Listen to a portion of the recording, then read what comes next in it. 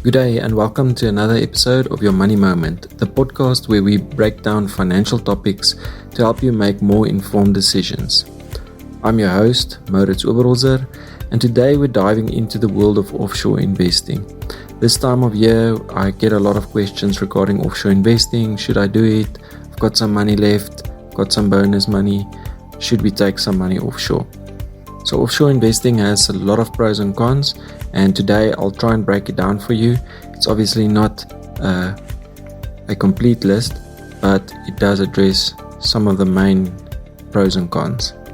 So let's kick it off with the pros of offshore investing. Number one is the diversification. One of the most significant advantages of offshore investing is diversification. By spreading your investments across different countries and markets, reduce the risk associated with being overly dependent on the performance of one economy. South Africa, like any other country, is subject to its own economic challenges, and by going offshore, you can mitigate the impact of the local economic downturns on your investment portfolio. Secondly, access to global markets offshore. It opens up a world of opportunities. You gain access to a broader range of investment options, including stocks, bonds, mutual funds that might not be available in the South African market. This allows you to capitalize on global economic growth and innovation. The third one is currency diversification. Investing offshore also provides the advantage of currency diversification. Holding assets in a different currency can help protect your wealth from currency fluctuations. This becomes particularly relevant in a country like South Africa where local currency, the rand, can be very volatile. Alright, now let's explore the cons of offshore investing. So, currency risk.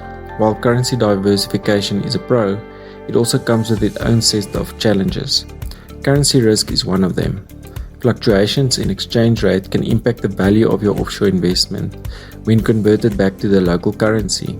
It adds a layer of uncertainty that investors need to consider.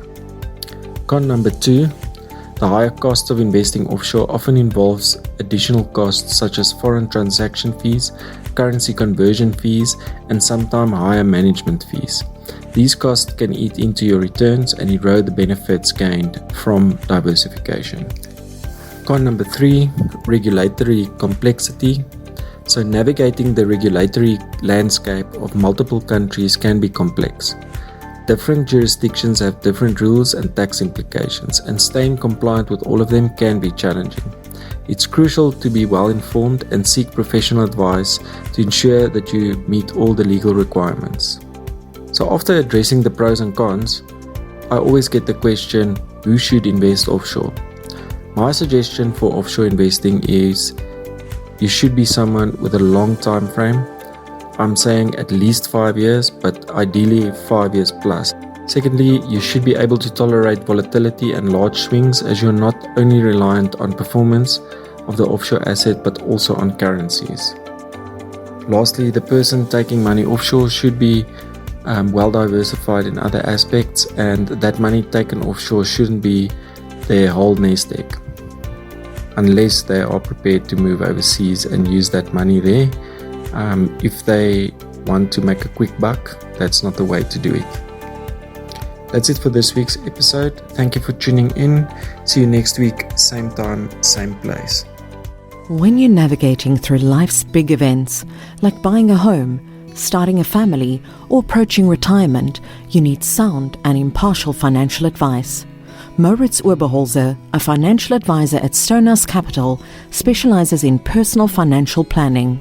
Visit mauritzoberholzer.co.za or call 082-774-1996. For practical and easy-to-understand advice and tips, don't miss your Money Moment with Mauritz Oberholzer, Thursday mornings at 10 on eRadio.